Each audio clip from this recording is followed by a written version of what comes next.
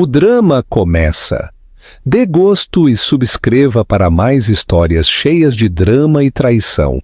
E não se esqueça de comentar o que faria na situação da nossa protagonista. O começo da queda. Quando a vida perfeita se desmorona em 3 palavras. Ele pôs-se de pé perante ela, o arquiteto da sua vida perfeita, e com 3 palavras a deitou abaixo por completo. Estou-te a deixar. Lúcia Tavares sentiu que o copo de cristal lhe escapava dos dedos, a estilhaçar-se no chão de mármore, uma metáfora perfeita e violenta do seu coração. Estava de 7 meses de gravidez à espera do seu filho, o herdeiro da fortuna Monteiro, uma fortuna que a própria família dela tinha ajudado a construir. Mas o seu esposo, Mateus, tinha encontrado uma nova parceira, uma herdeira mais rica. Não só queria o divórcio, queria apagá-la a ela e ao seu filho. Atirada para a rua e sem um tostão, encontrou um aliado no único homem que Mateus temia mais, o seu rival implacável, Gabriel Valente. Esta não é apenas uma história de traição. É a história de como o amor de uma mãe, forjado no fogo da ruína, e a promessa de um inimigo nascida, de uma dívida esquecida, construíram uma fortaleza à volta de um menino que o homem mais poderoso da cidade tentaria derrubar e falharia. A traição no baile de gala. Os lustres de cristal da gala de beneficência Metamorfose pingavam luz como diamantes líquidos a projetar um brilho dourado sobre a elite da cidade. Lúcia Tavares, com a mão apoiada protetoramente sobre a suave curva do seu ventre, observava o seu esposo, Mateus Monteiro, a mover-se pelo salão. Movia-se com a graça de um predador. O seu sorriso era uma arma cuidadosamente calibrada que desarmava os concorrentes e encantava os investidores. Era bonito, incrivelmente bonito, e durante os últimos 5 anos tinha sido seu. A sua vida era uma obra-prima de perfeição. A enorme penthouse com vista para o Parque Eduardo VII, os fins de semana no Algarve, os armários cheios de fatos feitos à medida e vestidos de alta costura. Tudo era parte da marca Monteiro, uma marca construída sobre a perspicácia de Mateus e a sólida base da fortuna da velha família de Lúcia, os Tavares. O seu pai tinha visto a ambição de Mateus como uma parceria perfeita para o legado familiar. Tinha apadrinhado o rapaz do bairro errado, tinha lhe dado o capital para começar, tinha consolidado e entregue o seu tesouro mais precioso. É o rubor da gravidez, Beatriz, ou é o que me dizem? Lúcia ofereceu um sorriso cortês a Beatriz Soares, uma mulher cujo rosto era tão tenso quanto o seu círculo social. Bem, fica-te melhor do que a maioria. Mateus deve estar encantado. Um filho para continuar com o nome. Está, disse Lúcia, o seu olhar encontrando-o novamente do outro lado do salão de baile. Ele estava numa conversa aparentemente amigável com o infame magnata das telecomunicações, o Sr. Costa. Ao lado de Costa estava a sua filha, Sofia, uma mulher que parecia ter sido esculpida em gelo e diamantes. Riu-se de algo que Mateus disse, a cabeça dela inclinada, uma boca escarlate contra uma pele pálida, uma pontada de inquietação, um sentimento que se tinha tornado demasiado familiar ultimamente, apertou o peito de Lúcia. Eram as noites tardias no escritório, os telefonemas sussurrados que ele terminava bruscamente quando ela entrava na sala, o cheiro a um perfume que não era o seu, que se agarrava fracamente ao casaco do seu fato. Ele tinha sempre uma explicação plausível. Um negócio estava a fechar-se. Uma crise estava a ser evitada. Sabes como é, Lúcia? Para te manteres no topo, nunca podes descansar. e ela, querendo ser a esposa que o apoiava, a parceira perfeita, tinha-o aceitado. Tinha empurrado as suas dúvidas para os cantos escuros da sua mente, focando-se, em vez disso, no quarto do bebê, que se pintava em suaves azuis e cremes, na pequena vida que revoava dentro dela. Os seus olhos percorreram o salão e pousaram numa figura parada sozinha perto das portas francesas que davam para o terraço. Gabriel Valente, o único homem em Lisboa que podia fazer Mateus estremecer. Valente era dinheiro novo, um fantasma que tinha surgido das sombras do Silicon Valley há 5 anos e que tinha estado a desmantelar sistematicamente os seus concorrentes desde então. A sua rivalidade com Mateus era lendária no mundo das finanças. Onde Mateus era charme polido, Gabriel era eficiência brutal. Não apertava a mão, conquistava. Parecia diferente das fotos da Forbes e do Wall Street Journal. Mais alto, mais escuro, uma intensidade irradiava dele que parecia sugar o ar do seu ambiente imediato. Não estava a sorrir nem a socializar. Simplesmente estava a observar.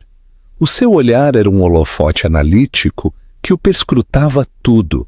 Durante um segundo aterrador, os seus olhos encontraram os dela do outro lado da sala movimentada. Não havia calor neles, só um vislumbre de algo que ela não conseguia decifrar. Reconhecimento, talvez? Ou era pena? Estremeceu e desviou o olhar, sentindo como se ele tivesse visto, através da sua felicidade, cuidadosamente construída até ao coração ansioso que batia por baixo. Mateus finalmente libertou-se dos Costa e regressou ao lado dela, a sua mão a pousar nas suas costas.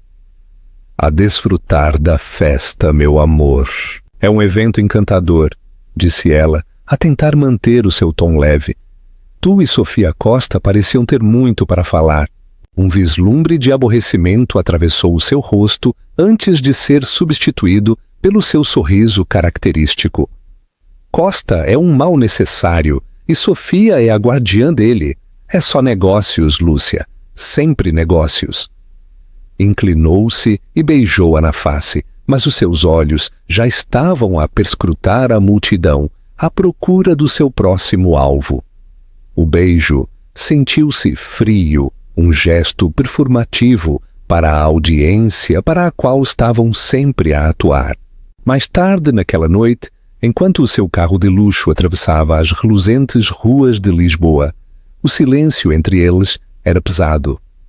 Lúcia queria perguntar sobre as noites tardias, sobre o fraco cheiro a gardénias no seu pescoço. Mas as palavras não se formavam. Perguntar era estar preparada para uma resposta à qual não tinha a certeza de poder sobreviver. De volta à sua penthouse, o silêncio estendeu-se, amplificado pelas salas cavernosas e pela vista panorâmica da cidade que nunca dormia. Mateus desapertou a gravata, dando-lhe as costas, enquanto olhava pelas janelas do chão ao teto. O acordo com Costa vai ser massivo, Lúcia, disse a sua voz distante. É a peça final. Vai tornar-nos intocáveis. Nós. A palavra soava estranha, uma relíquia de uma era em que ela tinha acreditado que significava os dois. Agora sentia que significava ele e a sua ambição. Isso é maravilhoso, Mateus, respondeu ela suavemente. Ele não se virou. Preciso que entendas o que está em jogo, o nível de empenho que vai ser necessário. Eu entendo, sussurrou ela com a mão no ventre. Nós ambos entendemos. Durante um longo momento, ele não disse nada. O único som era o zumbido da cidade lá embaixo. Quando finalmente se virou, o seu rosto era uma máscara que ela não reconhecia. O esposo encantador tinha desaparecido, substituído pelo CEO implacável. Não havia amor nos seus olhos, apenas um cálculo final e assustador. A jaula dourada que ela tinha chamado lar estava prestes a tornar-se a sua tumba. A ruína, A semana seguinte passou num borrão de normalidade forçada. Mateus estava mais distante do que nunca, um fantasma na sua casa opulenta. Movia-se com um propósito silencioso e deliberado que punha Lúcia nervosa. Estava a orquestrar algo, ela sabia, mas agarrou-se à esperança de que fosse apenas o negócio com Costa, o absorvente empreendimento comercial que ele afirmava ser para eles. A ilusão estilhaçou-se numa terça-feira à tarde, com o céu da cor de uma nódoa negra baça que ameaçava chover. Lúcia estava no quarto do bebê, a dobrar cuidadosamente uma pequena camisola de cachemir, quando Mateus entrou.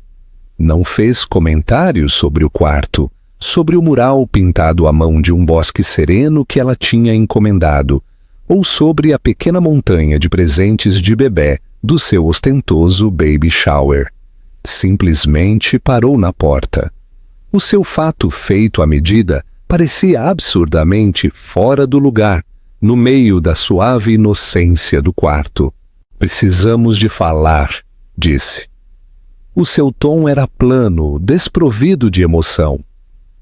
Era a voz que ele usava nas reuniões da administração, mesmo antes de desmantelar um departamento que estava a falhar. Um frio pavor a invadiu. "Está bem", disse ela, parando a sua mão sobre a camisola. "Algo está errado com o negócio?" "O negócio está bem. O negócio é perfeito." Caminhou mais para dentro do quarto, os seus sapatos de couro caros silenciosos sobre o tapete de felpo. Parou junto ao berço, passando uma mão sobre a madeira lisa e polida. Tudo isto, é uma complicação." "Uma complicação?" A voz de Lúcia era um fraco sussurro. "Mateus, este é o quarto do nosso filho, o nosso bebê."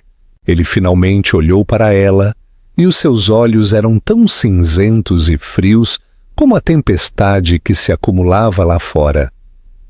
"Estou-te a deixar, Lúcia." As palavras não se registaram ao princípio. Eram apenas sons desconectados do significado.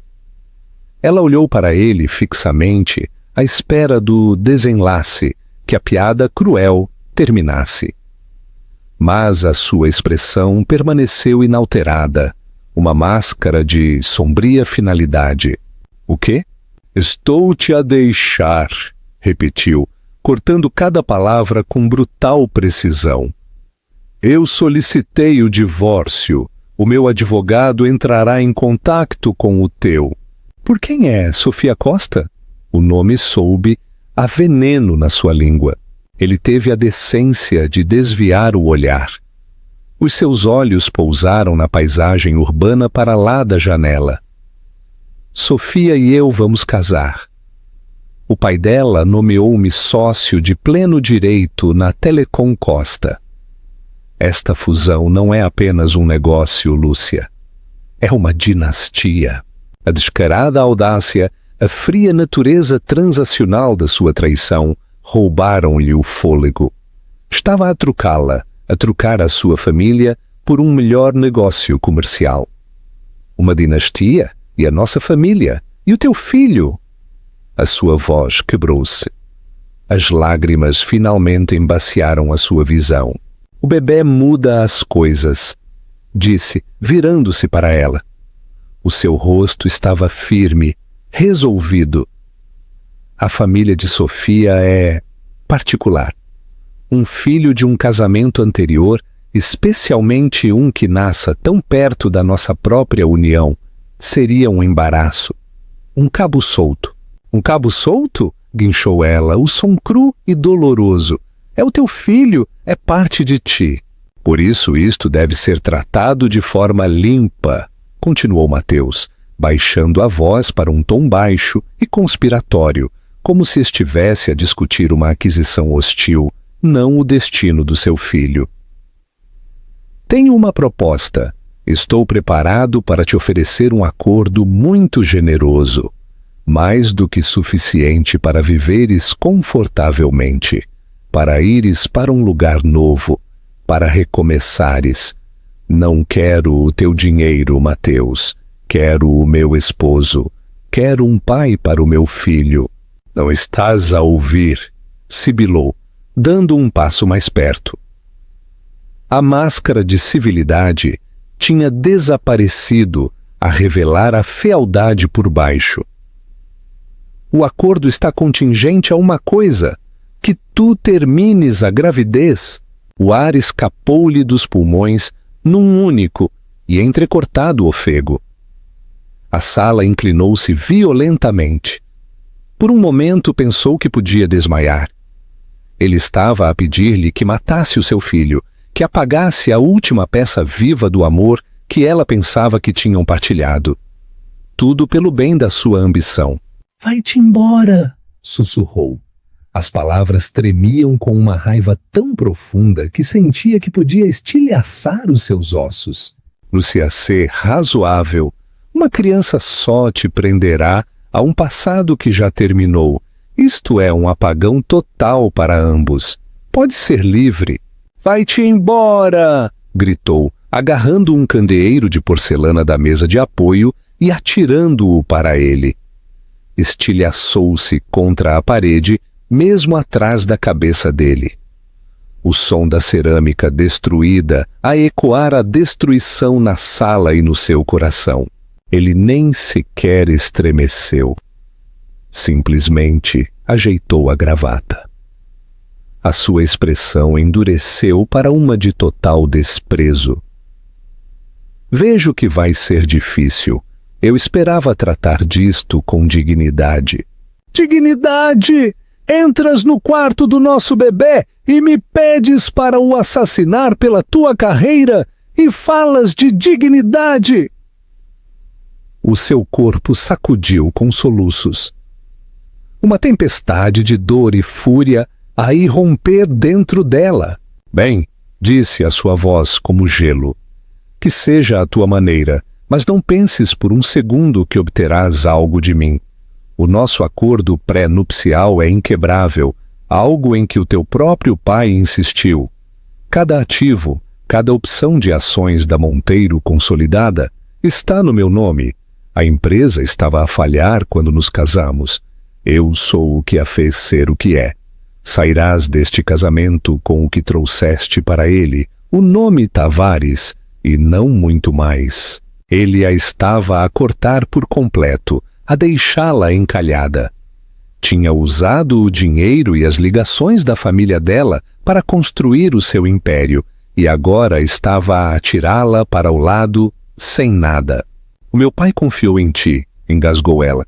O teu pai está morto, disse Mateus com assustadora finalidade. Fez um mau investimento, agora eu estou a corrigi-lo. Ele deu meia volta e saiu do quarto do bebê, deixando-a sozinha no meio dos escombros do seu futuro. Ela afundou-se no chão. As suas mãos se envolveram à volta do seu ventre, a pequena e inocente vida dentro dela, a única coisa real que restava num mundo que acabara de ser despojado de toda a sua verdade e beleza. A chuva finalmente desabou lá fora, a fustigar as janelas enquanto Lúcia Tavares se sentava no chão de um quarto construído para um filho que agora nunca conheceria o seu pai, e chorava. O que achas do comportamento de Mateus? Achas que Lúcia conseguirá sobreviver a isto sozinha?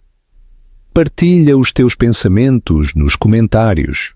A queda livre.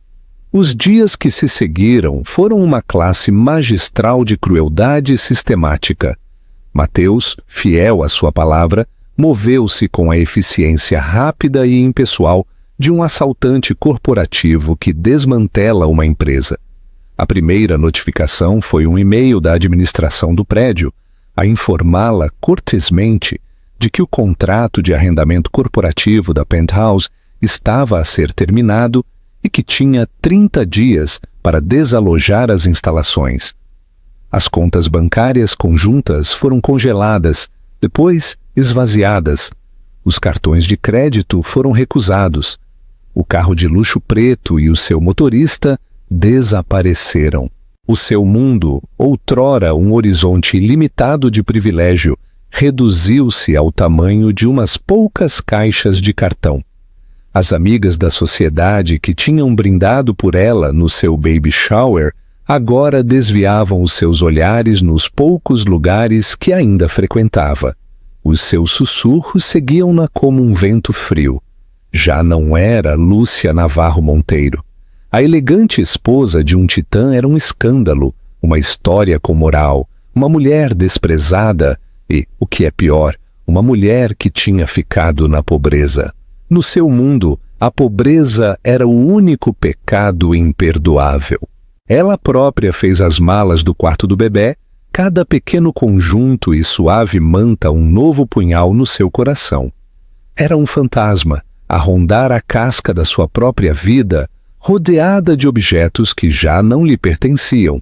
A cidade que outrora tinha considerado o seu reino, agora sentia-se alienígena e hostil. Cada arranha-céus parecia troçar dela, um monumento ao poder e à riqueza que lhe tinham sido roubados. O seu advogado, um homem amável, mas cansado, chamado Dr. Soares, que tinha servido a sua família durante 40 anos, expôs a crua realidade. O acordo pré-nupcial é uma fortaleza, Lúcia. O teu pai ajudou a redigi-lo para proteger os ativos da família no caso de o casamento falhar. A ironia é que Mateus o distorceu. Argumentou com sucesso que, devido a ter absorvido a Indústrias Tavares na Monteiro consolidada e depois ter feito crescer a empresa exponencialmente, todos os ativos agora são considerados criação dele. A investimento original do teu pai é uma miséria em comparação com a avaliação atual da empresa. Então eu não recebo nada? Perguntou ela, a sua voz oca. Ele é legalmente obrigado a fornecer pensão de alimentos para a criança assim que o bebê nascer, disse o Dr. Soares, uma pequena misericórdia num mar de devastação. Mas Mateus já está a estabelecer as bases para lutar pela custódia total, alegando que és emocionalmente instável e financeiramente incapaz de cuidar de uma criança. A crueldade era impressionante. Ele não a ajudaria, mas usaria a sua desesperação contra ela para lhe roubar o seu filho. Com a pequena quantidade de dinheiro que tinha numa conta pessoal, de antes do casamento, ela alugou um pequeno apartamento de 1 quarto numa parte sombria do bairro Alto, um mundo longe das reluzentes torres do Parque das Nações. O ar era denso com o cheiro a gases de escape e comida de rua. As sirenes à noite substituíram o suave zumbido do controlo de clima da penthouse. Foi uma queda livre, humilhante e aterradora. Vendeu as suas joias peça por peça. Os brincos de diamantes que Mateus lhe tinha dado no seu primeiro aniversário pagaram 3 meses de renda.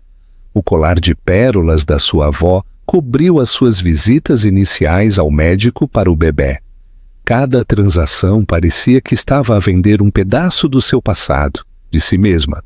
Uma tarde chuvosa, muito grávida e emocionalmente esgotada, ela parou num movimentado supermercado com os seus artigos na passadeira. Um pacote de leite, um pão, alguns ovos, vitaminas pré-natais. O total ascendia a 27,20 euros. Passou o seu cartão de débito, recusado.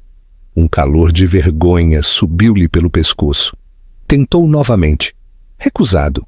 A conta estava vazia. Ela tinha calculado mal. "Minha senhora?" perguntou o caixa, a sua voz com um toque de impaciência. As pessoas na fila atrás dela começaram a murmurar. Os olhos de Lúcia encheram-se de lágrimas. Procurou as apalpadelas na sua mala. As suas mãos tremiam à procura de umas poucas notas soltas que sabia que não estavam lá. Viu-se obrigada a deixar os produtos no balcão, a murmurar um pedido de desculpa enquanto fugia da loja, os olhares compreensivos e críticos dos estranhos a queimarem-lhe as costas. Caminhou por quarteirões debaixo da chuva sem se importar por estar encharcada até os ossos. O sentimento de humilhação total e completa. Um nó frio e duro no seu estômago. Ia trazer uma criança a este mundo e nem sequer podia dar-se ao luxo de comprar leite. Naquela noite, sentou-se na escuridão no seu pequeno e desconhecido apartamento. Os sons da cidade, um rugido opressor. O aviso de despejo da Penthouse tinha chegado naquela manhã. Um documento oficial e frio que marcava o final definitivo da sua velha vida. Estava completamente sozinha, despojada da sua identidade, da sua segurança e da sua dignidade. Tinha tocado no fundo. A queda estava completa. Segurou o seu ventre. Os suaves pontapés do bebê. Um lembrete da única coisa que Mateus não podia tirar-lhe. Era tudo o que lhe restava. Enquanto o desespero ameaçava engoli-la por completo, fez uma promessa silenciosa ao filho que ainda não tinha conhecido. Não vou deixar que ele nos parta. Encontrarei uma maneira. Mas enquanto olhava pela janela com a chuva, pela primeira vez na sua vida, não tinha ideia de como. O pacto no escuro. 3 semanas antes da data de parto, chegou o aviso final de despejo. Era um aviso austero, com letras vermelhas coladas à porta do seu apartamento. Uma declaração pública do seu fracasso. O pânico, frio e agudo, apoderou-se dela. Não tinha para onde ir. Os seus fundos restantes estavam quase esgotados, e a perspectiva de encontrar um novo apartamento na sua condição, sem rendimentos e sem referências, era impossível. Passou a manhã ao telefone a ligar para abrigos, a sua voz grossa de vergonha. Todos estavam cheios. Enquanto se sentava no seu sofá gasto, a aterradora realidade de dar à luz nas ruas a pairar sobre ela, houve uma pancada seca na porta. O seu coração deu um salto a assumir que era o senhorio ou um oficial de justiça. Ignorou-o, à espera que se fossem embora. A pancada voltou a soar, mais forte desta vez, mais insistente. Com um suspiro profundo, levantou-se pesadamente e arrastou-se até a porta, a olhar pelo olho mágico. Um homem, com um fato escuro e impecavelmente feito à medida, estava no lúgubre corredor. Por um momento, ela não o reconheceu. Então, o sangue gelou-lhe. Era Gabriel Valente. A sua mente acelerou. O que é que ele estava a fazer ali? Como a tinha encontrado? Seria este algum novo e cruel jogo de Mateus, a enviar o seu arquirrival para se regozijar na sua ruína? Os seus instintos protetores se acenderam e destrancou o ferrolho, abrindo a porta apenas uns poucos centímetros. O que é que queres? Exigiu, a sua voz mais forte do que se sentia. Os olhos de Gabriel Valente, os mesmos olhos intensos e analíticos que se lembrava da gala, assimilaram a sua aparência. O seu vestido de maternidade gasto, o medo na sua expressão, o pequeno apartamento visível atrás dela. Ele não troçou dela, não sorriu. O seu rosto era uma máscara estoica. Senhora Monteiro, disse a sua voz um barítono baixo. Meu nome é Gabriel Valente. Posso falar consigo? É Tavares, corrigiu ela bruscamente. E eu não tenho nada a dizer-te. Tu és amigo do meu esposo. Ex-esposo, esclareceu. Uma distinção subtil, mas significativa. E Mateus Monteiro e eu não somos nem nunca fomos amigos. Pelo contrário, fez uma pausa. Estou aqui por causa do teu pai, Roberto Tavares. A menção do seu pai, morto há 3 anos, foi um choque que a desarmou momentaneamente. O meu pai? Ele foi o meu mentor, disse Gabriel simplesmente.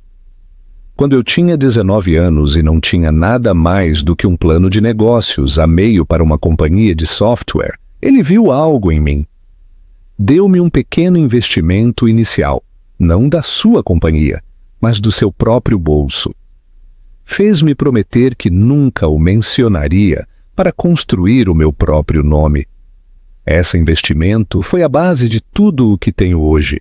Devo-lhe uma dívida que nunca poderei pagar de verdade. Lúcia olhou para ele sem palavras. O seu pai tinha um dom para encontrar e nutrir talentos jovens, mas nunca tinha mencionado Gabriel Valente. Este homem, este titã corporativo temido por todos, era um produto da tranquila generosidade do seu pai. Tenho estado a seguir o que Mateus te tem feito, continuou Gabriel, o seu olhar inabalável. O que ele está a fazer não é apenas imoral, é uma profanação do legado do teu pai. Roberto Tavares construiu a sua companhia sobre a integridade. Mateus está a destruí-la com a ganância e está a tentar destruir o teu filho. Por que é que estás aqui? Perguntou ela de novo, a sua voz mais suave desta vez. Estou aqui para te oferecer uma proposta, disse. Quero ajudar-te, não por pena, mas por um sentido de honra para com o homem que me ajudou. Sei que enfrentas o despejo. Sei que os teus fundos se foram. Sei que Mateus planeia processar-te pela custódia no momento em que a criança nascer. Lúcia encostou-se ao aro da porta, o peso da sua gravidez subitamente imenso. Que tipo de proposta? Eu sou dono de uma propriedade isolada nos arredores de Sintra, completamente equipada e segura. Podes viver lá todo o tempo que precisares. Terás a melhor atenção médica, estabilidade financeira, tudo o que tu e o teu filho requeiram. Não te faltará nada. A oferta era tão espantosa, tão longe do reino do possível, que soava como uma armadilha. E o que é que queres em troca? Perguntou a sua suspeita a regressar. Ninguém faz algo assim de graça. A expressão de Gabriel continuava ilegível. A maior fraqueza de Mateus sempre foi o seu orgulho. Ele vê o teu filho não como um ser humano, mas como um ativo, uma continuação da sua dinastia. Ele abandonou o seu filho por um negócio comercial, mas no momento em que essa criança nascer, o seu ego exigirá que o possua. Tentará tirar-te. Dê um passo mais perto, a sua presença a preencher o estreito limiar. A minha proposta é esta: dar-te-ei todos os recursos de que precisares para proteger o teu filho. Em troca, permites-me ajudar-te a criá-lo. Deixa-me proporcionar-lhe a segurança e o futuro que o pai lhe roubou. Deixa-me ser um baluarte entre a tua família e Mateus Monteiro. Queres criar o meu filho? Gaguejou, horrorizada e confusa. Quero protegê-lo, corrigiu Gabriel. E ao fazê-lo, quero garantir que Mateus Monteiro nunca possa reclamar o legado do homem que traiu. O neto de Roberto Tavares não será criado por um homem assim, não o permitirei. Era um pacto estranho, quase feudal. Um acordo nascido do honra, da vingança e do fantasma de um homem que ambos tinham admirado. Lúcia olhou para este homem poderoso e enigmático e não viu uma ameaça, mas sim um salva-vidas potencial. Ele estava a oferecer-lhe a ela e ao seu filho por nascer um santuário. A alternativa era a rua. Pensou na fria humilhação do supermercado, nas condenatórias letras vermelhas do aviso de despejo e nas assustadoras palavras de Mateus no quarto do bebé. Tinha prometido ao seu filho que encontraria uma maneira. Talvez esta fosse uma maneira perigosa, pouco ortodoxa e desesperada. Está bem, senhor Valente, disse, a sua mente lentamente a começar a trabalhar de novo. Temos um acordo. O meu filho terá o meu apelido Tavares, e eu serei a sua mãe, a sua única progenitora. Tu és um tutor, um benfeitor, nada mais. Gabriel anuiu, aceitando os seus termos sem hesitar. Claro, é teu filho. Eu simplesmente ofereço a minha proteção. Lúcia respirou fundo. Uma inalação trêmula e arrepiante. Estava a fazer um acordo com o maior inimigo do seu esposo, a confiar o seu futuro e o futuro do seu filho a um homem que mal conhecia. Era um salto de fé para um abismo escuro, mas era melhor do que a ruína certa que a esperava. O santuário e o nascimento. A propriedade chamada Quinta Valente era menos uma casa e mais um reino esculpido nas exuberantes colinas de Sintra. Um caminho longo e sinuoso, ladeado por antigos sobreiros, conduzia a uma majestosa mansão de pedra cinzenta que dava para um lago privado. Era uma fortaleza de tranquilidade e riqueza, um mundo longe da sujidade e do desespero do seu apartamento no bairro Alto. Gabriel foi fiel à sua palavra. Foi uma presença discreta e respeitosa.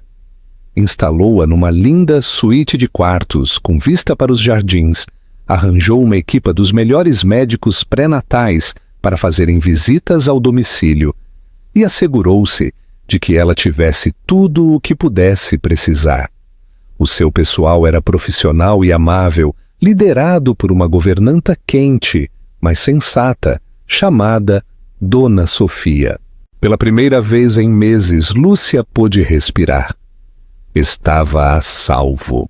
Gabriel trabalhava principalmente a partir de um grande escritório cheio de livros no rés do chão e as suas interações foram inicialmente formais. Ocasionalmente partilhavam um jantar tranquilo, durante o qual ele lhe contava histórias sobre o seu pai, nos seus primeiros dias, contos sobre a sua perspicácia para os negócios, o seu surpreendente humor e a sua inabalável fé nas pessoas. Através de Gabriel, Lúcia sentiu uma ligação com o pai de quem tanto sentia falta e começou a ver o homem por trás da reputação corporativa implacável. Viu um homem de profunda lealdade impulsionado por um código de honra pessoal. À medida que a data de parto se aproximava, uma estranha e tranquila camaradagem cresceu entre eles. Ele a encontrava na biblioteca e entregava-lhe, sem palavras, uma chávena de chá descafeinado. Ela deixava a secção de negócios do jornal na secretária dele, aberta para um artigo que pensava que ele acharia interessante. Raramente falavam de Mateus, mas a sua presença permanecia como um veneno no ar, a razão tácita da sua estranha aliança. A noite em que ela entrou em trabalho de parto, uma feroz tempestade de raios assolava lá fora, a refletir o belo caos do nascimento. Foi Gabriel quem a encontrou a respirar através de uma contração no corredor. A sua compostura era absoluta. Ajudou-a a entrar no carro que já tinha à espera e falou-lhe com voz tranquila e firme durante o trajeto até a ala privada de um hospital que ele tinha reservado. Nunca saiu da sala de espera. Mateus Tavares nasceu mesmo quando o sol começava a surgir. A tempestade já tinha passado. Era pequeno e perfeito, com uma madeixa de cabelo escuro e os olhos azul intenso da sua mãe. Quando a enfermeira o trouxe a Lúcia, o seu coração expandiu-se com um amor tão feroz e que tudo abarcava, que eclipsou toda a dor e a traição do ano passado. Era seu. Era a sua razão para tudo. Mais tarde naquele dia, ela permitiu que Gabriel o visse. Ele parou na porta do quarto do hospital, a parecer hesitante pela primeira vez desde que se conheceram. Parecia fora do lugar, um titã da indústria humilhado pela visão de um bebê pequeno e a dormir. «Entra, Gabriel», disse ela suavemente. Ele aproximou-se lentamente do berço, o seu olhar fixo no bebê. Olhou para Mateus. Os seus traços severos suavizaram-se numa expressão de espanto e algo mais, algo parecido com reverência. «Ele parece-se contigo», disse Gabriel à sua voz baixa. Tem os meus olhos, concordou Lúcia. Mas aquela testa franzida é toda dele. Gabriel estendeu um único dedo e acariciou suavemente a face do bebê. Mateus mexeu-se, mas não acordou. Naquele pequeno e silencioso gesto, Lúcia viu a verdade da sua promessa. Isto não era apenas uma vingança contra Mateus ou uma dívida para com o seu pai. Este homem poderoso e solitário estava cativado. Entretanto, em Lisboa, Mateus Monteiro e Sofia Costa estavam na capa da Vogue a mostrar o seu casamento, aclamado como o evento social do ano. As fotos mostravam-nos no seu apartamento estéril cheio de arte, a sorrir para as câmaras, o casal de poder perfeito. O artigo mencionava os seus planos para o futuro, para a dinastia Monteiro Costa. Não se mencionava uma criança. Mateus soube do nascimento através de um investigador privado que tinha contratado para seguir Lúcia. A notícia aterrou com um golpe no seu peito. Um filho, tinha um filho, viu as fotos que o investigador privado tinha tirado à distância. Lúcia a sair do hospital com um aspecto cansado, mas radiante. E Gabriel Valente, o seu inimigo jurado, a carregar o ovo do carro do bebê, com um ar de propriedade. Uma raiva negra e possessiva o encheu. Valente estava a intrometer-se nos seus assuntos, a tocar no que era seu. — O que se passa, querido? Perguntou Sofia, a entrar no seu escritório, a pingar joias de uma festa a qual estavam prestes a comparecer. — Nada, espetou Mateus, a fechar o laptop. Apenas um incômodo de negócios. Mas não era apenas um incômodo, era uma semente de obsessão. O filho que ele tinha ordenado que fosse apagado estava agora vivo, bem, e sob a proteção do seu maior rival. A existência de Mateus Tavares era um cabo solto no tapeçaria perfeito da sua nova vida, e Mateus Monteiro não tolerava cabos soltos. Por agora o ignoraria, consolidaria o seu poder e desfrutaria da sua vitória. Mas sabia com uma certeza que o gelava que um dia viria reclamar o seu ativo. O despertar da obsessão. Os 6 anos seguintes passaram numa quietude idílica, que se sentia ao mesmo tempo preciosa e precária. Quinta Valente se tornou um santuário, um mundo em si mesmo, onde Mateus Tavares podia crescer protegido da identidade do seu pai biológico.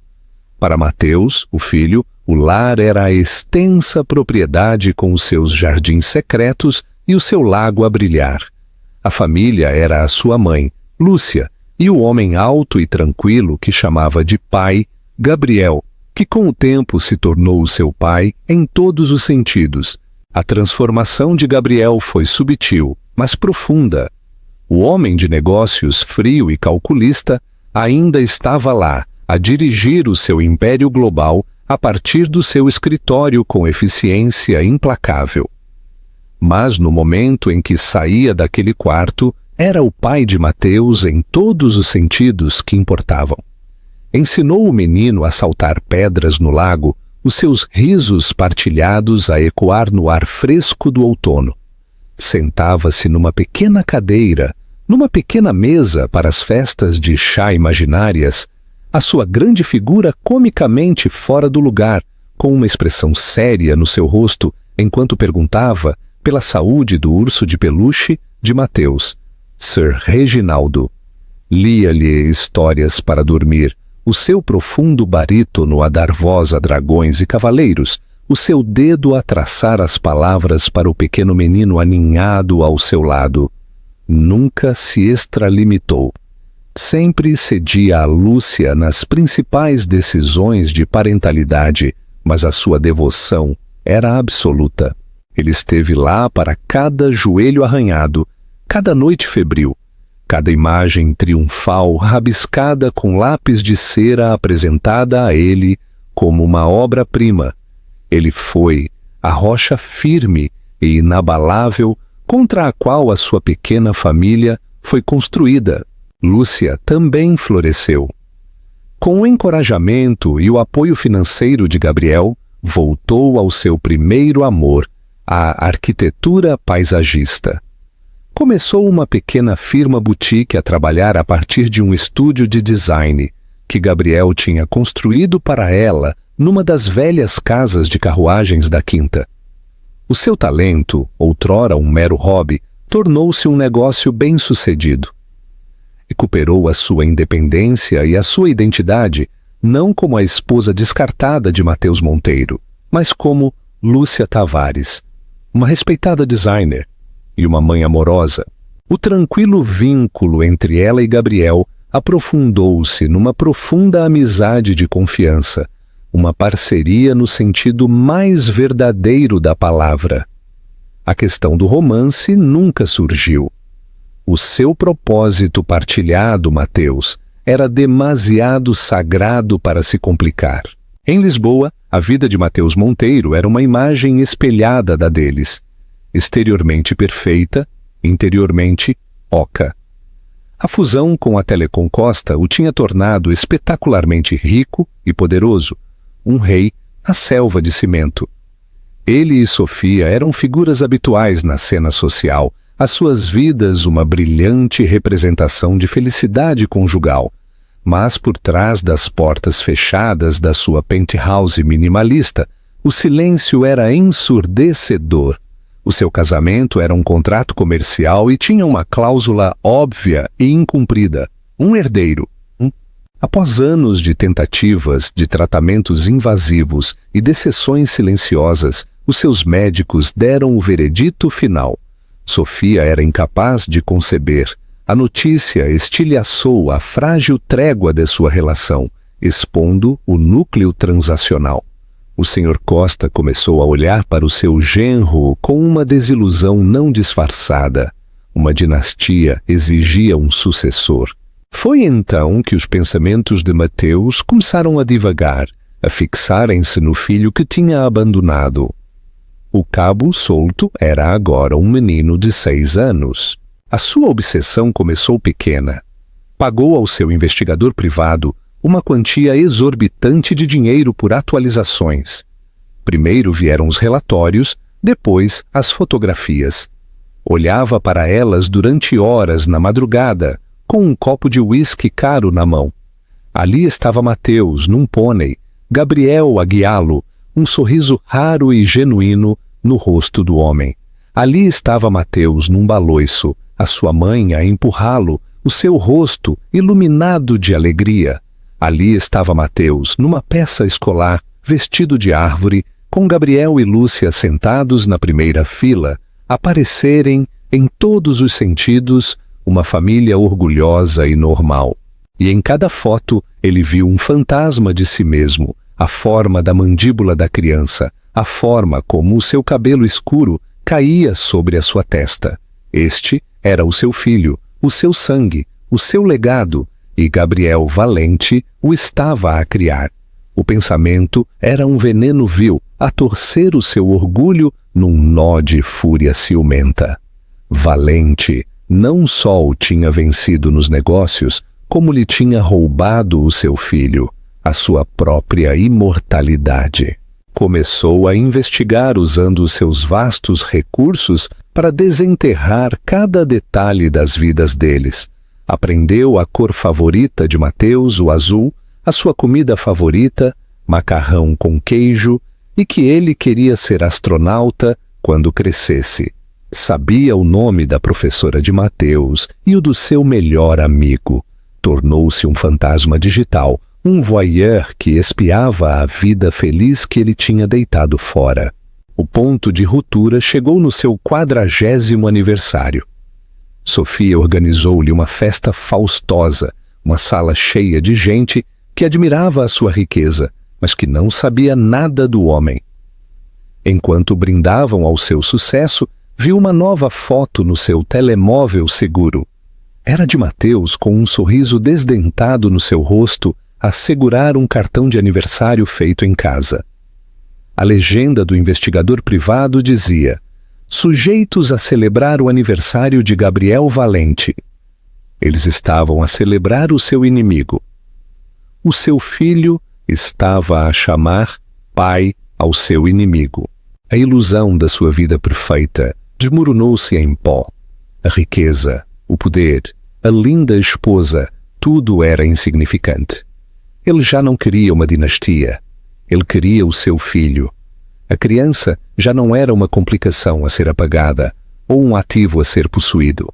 Na mente distorcida de Mateus Tavares tinha-se tornado o prémio da competição final contra Gabriel Valente, e Mateus Monteiro nunca perdia.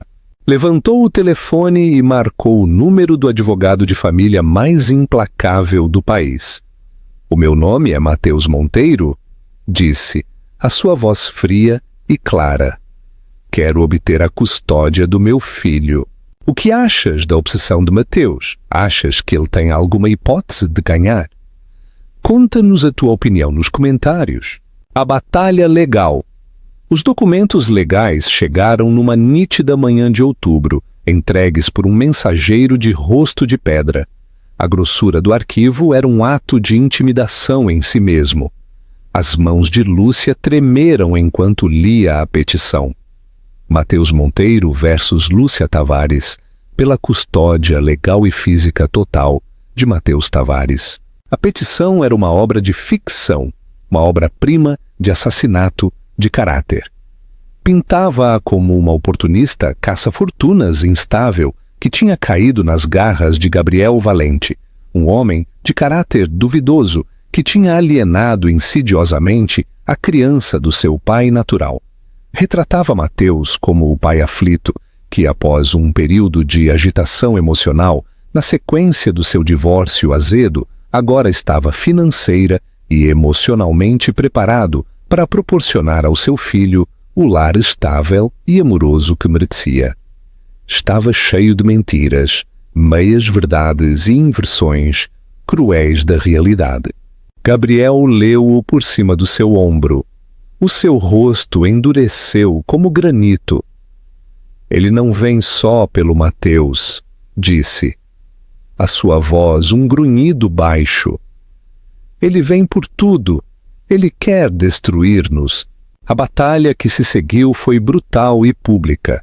Mateus usou os meios de comunicação social como a sua arma pessoal a filtrar versões higienizadas dos seus documentos judiciais para os colunistas de mexericos. Os títulos gritavam nos tabloides: "Titã em luta para reaver o filho do rival milionário." Eles eram retratados como os vilões na sua narrativa cuidadosamente elaborada. Os advogados de Mateus eram implacáveis. Citaram os registros financeiros de Lúcia, as suas notas de terapia após o divórcio, os seus contratos comerciais. Interrogaram a dona Sofia, a governanta, e outros membros do pessoal a tentar torcer a sua lealdade em evidência de uma conspiração. Argumentaram que Quinta Valente não era um lar, mas sim uma prisão dourada, e que a presença de Gabriel era prejudicial para o desenvolvimento da criança. O dia em que Lúcia teve de dar o seu depoimento foi um dos piores da sua vida. Durante 6 horas, a advogada principal de Mateus, um tubarão num fato de 1.000 euros, chamada Beatriz Rebelo, desmembrou a sua vida, as suas escolhas, o seu próprio valor como mãe. "Senhora Tavares", começou Rebelo, a sua voz a pingar com descendência, "não é verdade que estava sem um tostão e prestes a ser despejada quando aceitou a generosa oferta do senhor Valente?" "Eu estava numa situação difícil, porque o meu ex-esposo me cortou ilegalmente o acesso a todos os ativos conjugais", replicou Lúcia, a sua voz firme, apesar do furioso bater do seu coração. "Então a senhora entrou num acordo financeiro com o conhecido inimigo de negócios do seu ex-esposo, um acordo que lhe proporcionou uma vida de luxo em troca de... O que exatamente?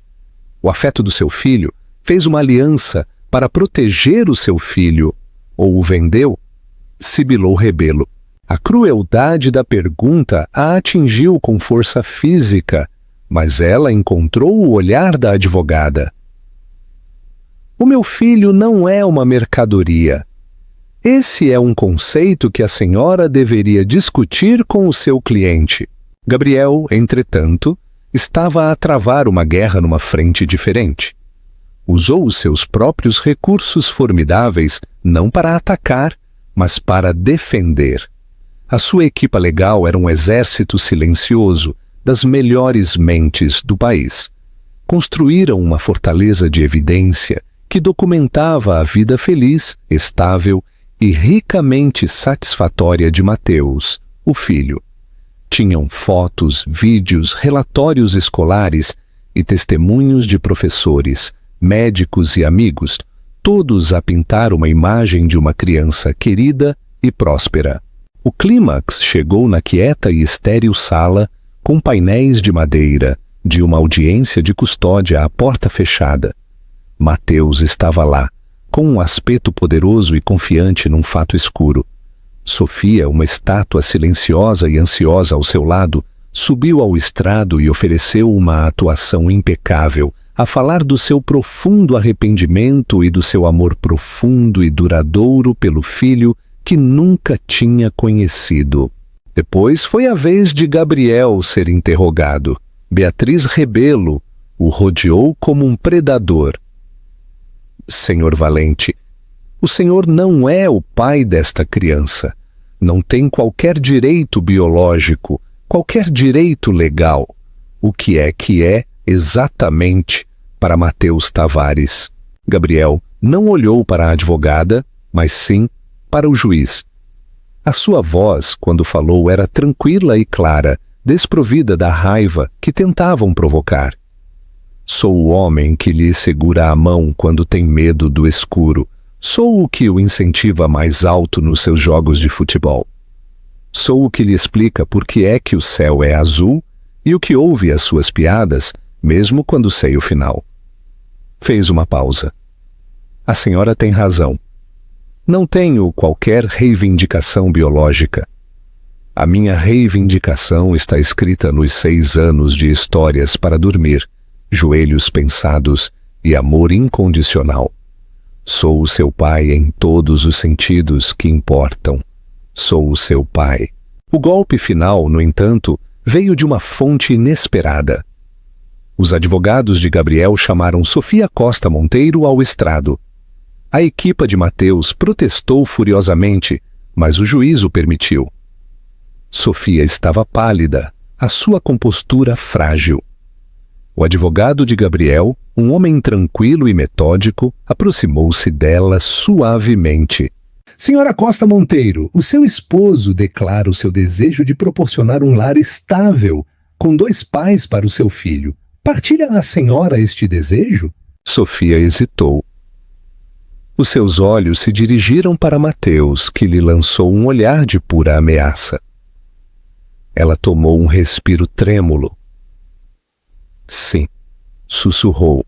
E a senhora acredita que pode proporcionar essa estabilidade, dadas as circunstâncias do seu casamento? Sim. O advogado fez uma pausa, depois colocou um arquivo no estrado das testemunhas.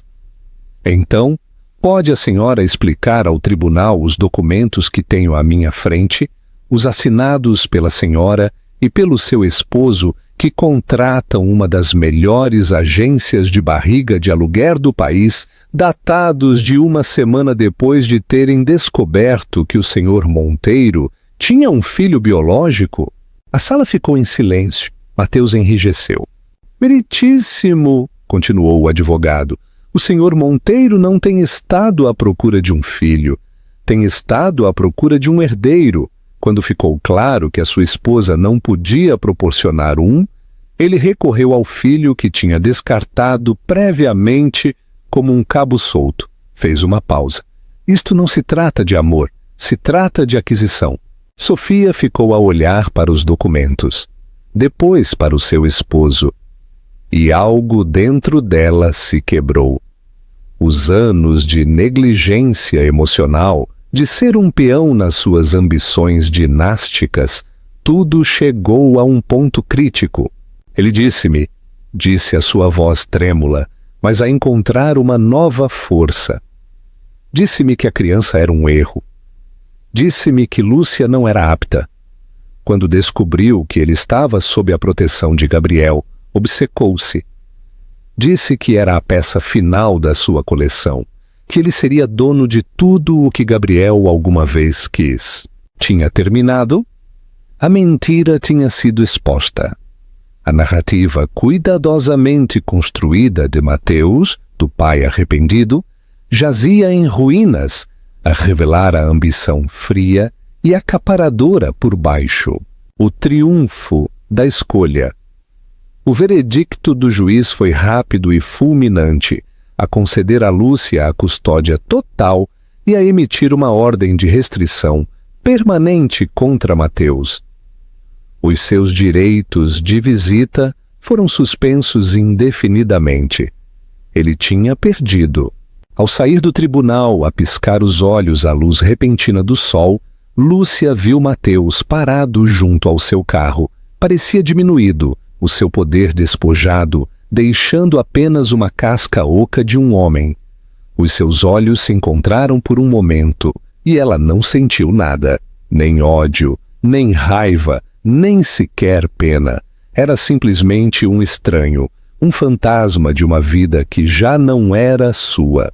Gabriel pôs um braço protetor à volta do seu ombro e afastaram-se, deixando Mateus com a ruína da sua própria criação. Mais tarde, naquela noite de volta à Quinta Valente, deitaram Mateus, o filho, na cama. Pai, murmurou Mateus, sonolento, ganhaste a tua grande reunião hoje. Gabriel alisou o cabelo da testa de Mateus. Sim, filho, disse a sua voz grossa de emoção. Nós ganhamos. Ele e Lúcia ficaram no corredor por um momento, a tranquila paz da casa a instalar-se à sua volta. Ela estendeu a mão e pegou na dele. Não foi um gesto de romance, mas sim de algo mais profundo. Uma parceria, uma gratidão e um laço partilhado e inquebrável. Tinham enfrentado a tempestade juntos e tinham emergido na calma. Eram uma família não de sangue, mas de escolha. E na tranquila fortaleza de Quinta Valente, finalmente estavam verdadeiramente em casa. E assim, o império construído sobre mentiras se desmoronou, e a família construída sobre o amor se manteve mais forte do que nunca. Mateus Monteiro aprendeu a lição mais difícil de todas, que uma criança não é uma posse que se reclama e que uma família não se pode adquirir através de uma aquisição hostil. Lúcia, Gabriel e Mateus demonstraram que os laços mais verdadeiros não se forjam com sangue, mas sim por escolha, por sacrifício e por aparecer todos os dias. A história deles é um poderoso lembrete de que mesmo perante a traição mais cruel, os novos começos são possíveis. E às vezes o maior protetor vem do lugar mais inesperado. O que achaste do final desta história? Deixa-nos saber nos comentários.